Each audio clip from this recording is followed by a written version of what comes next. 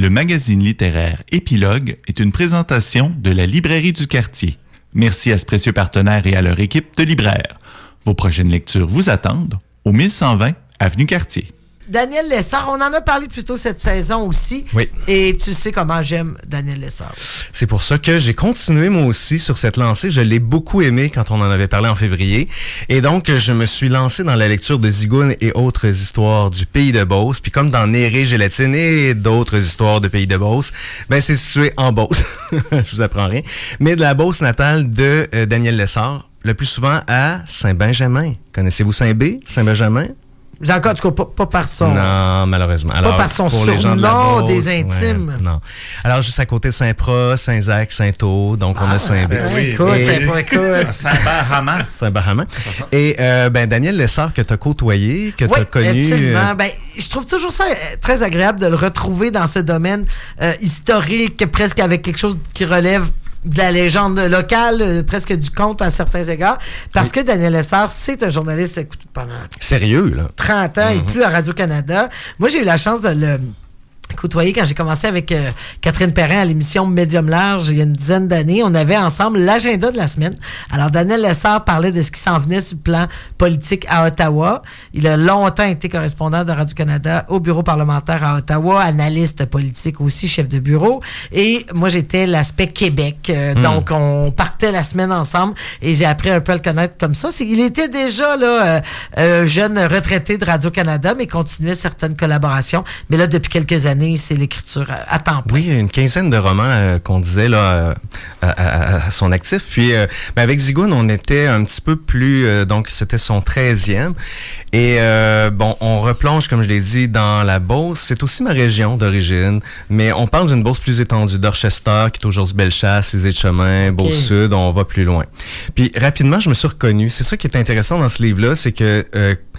je veux dire, on se reconnaît si on vient de la Beauce, puis j'en reparlerai à la fin, on se reconnaît aussi si on est québécois ou québécoise.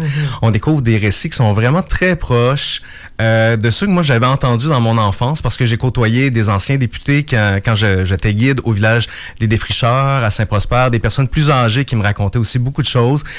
Fabien Roy, pour ne pas le nommer, là, et puis mon grand-père, qui a vécu quand même centenaire, qui m'a raconté beaucoup de choses. Ah oui! Et j'étais impressionné de l'intégration de ces récits-là. Donc, on est à la fois dans cette partie du monde, mais aussi, on va aller souvent faire des liens avec Québec, le Maine, le Bas-Saint-Laurent. Alors, j'ai envie de conclure sur cette partie plus géographique en disant, c'est pas un territoire géographique dont il est question, c'est beaucoup plus un territoire de mémoire. C'est la mémoire de Daniel Lessard avec des flashbacks de son enfance et toutes sortes de choses, en fait, qui trouvent qu'il valait la peine d'être racontées. Parce que, évidemment, tu viens de le présenter, Daniel Lessard, il a fait sa recherche avant d'arriver à nous présenter ça. C'est pas seulement des éléments de sa mémoire racontée, mais il va aussi puiser dans les journaux de la Beauce, l'Éclaireur, le Droit, et dans plusieurs œuvres, des œuvres historiques.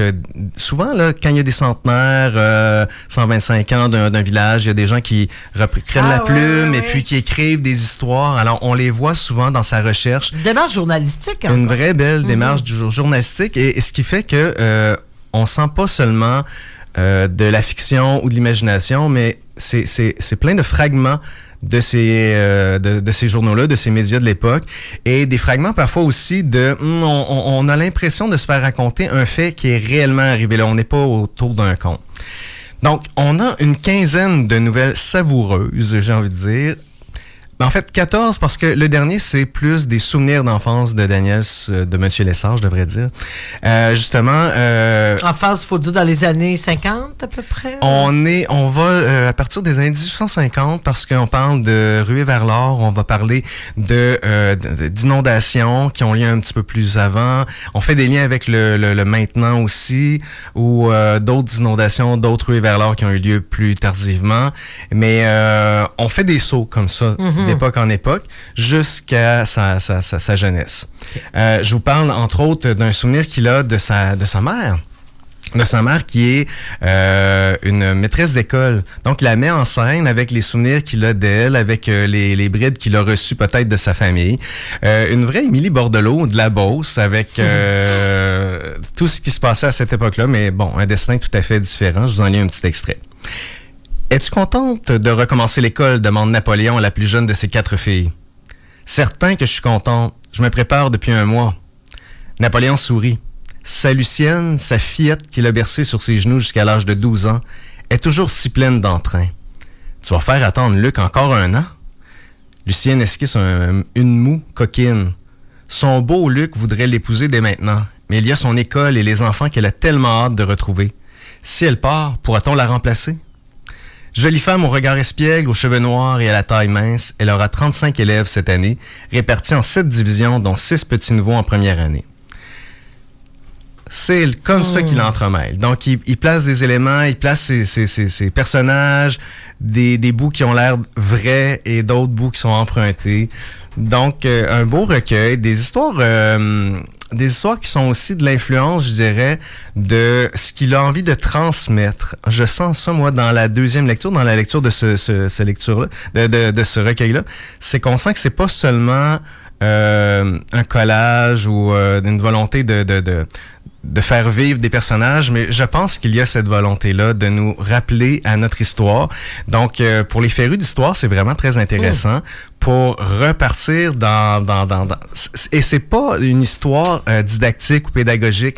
Loin de là, on passe à travers des thèmes qui sont tellement surprenants ou qui sont tellement touchants. Là, les inondations, je vous en lis quelques-uns que j'avais pris en note. La pauvreté des campagnes, se remettre dans ces états-là, comment on s'est enrichi dans les 150 dernières années, comment on est passé d'une rusticité puis juste une agriculture de survivance, de dépendance pour arriver à l'état qu'on a de développement aujourd'hui.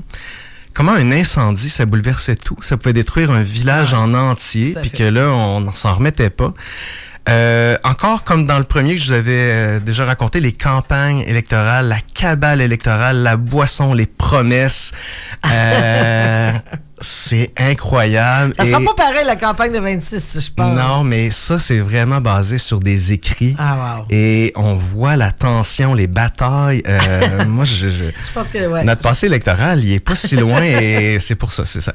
Évidemment, sans être un cliché, mais il y a toute l'industrie de l'érable, il y a le caractère entrepreneur de la Beauce. Je sais que ça ressortait, à mon souvenir, de ta critique de gélatine et autres. Effectivement. C'est présent aussi ce caractère entrepreneurial?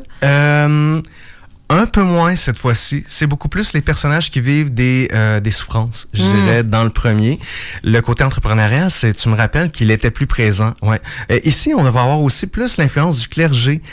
Plusieurs nouvelles reprennent cette bataille-là entre le conservatisme du clergé, les idées nouvelles.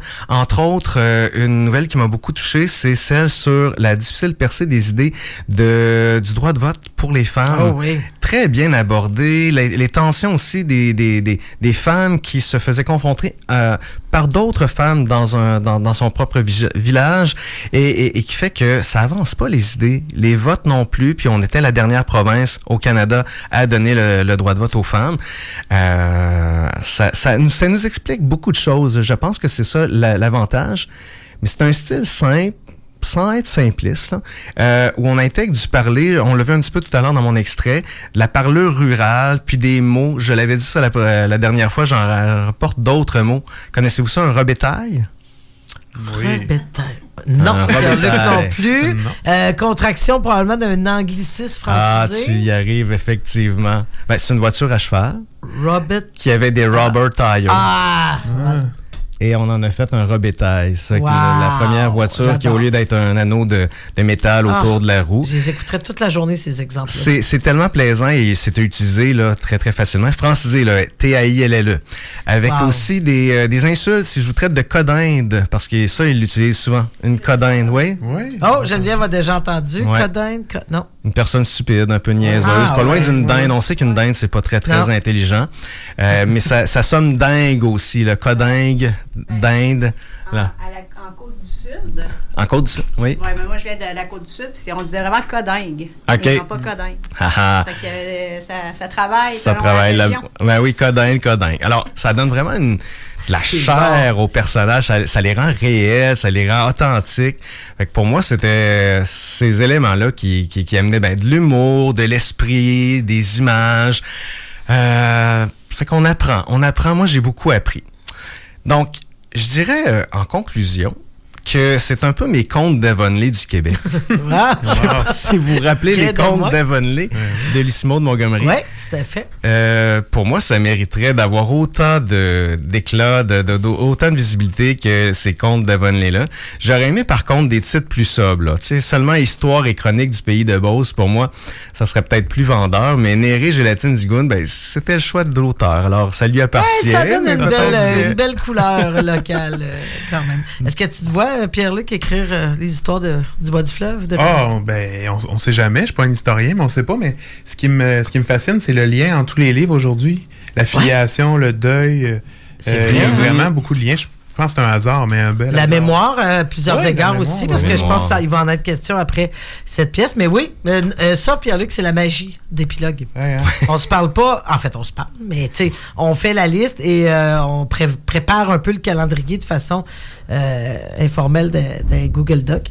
Et au final, on se rend compte, voilà, qu'il y a des liens, des thématiques, effectivement, dans l'air du temps Vive parfois. épilogue. Et là, sans compter qu'on est tous habillés pareil aujourd'hui, mais ça, les auditeurs ne le savent pas. Fait que je termine avec un mini-mot en disant c'est profondément humain, c'est senti, c'est notre histoire québécoise, même si on parle de la Beauce, l'éclairage est plus là. On découvre de nombreuses réponses au pourquoi est-ce qu'on est rendu comme ça en tant que société. Je vous le recommande donc. Néré, non, ça c'était l'autre. Zigoun et autres histoires du pays de Beauce de Daniel Lessard aux éditions Pierre Tisser. Merci beaucoup. On a dit qu'il y avait des liens. Effectivement, on s'en va. Même si on est en Suède, il y a quelque chose d'universel. Les grues volent vers le sud. On parle de fin de vie, de mémoire. Voilà, tout de suite après cette pièce.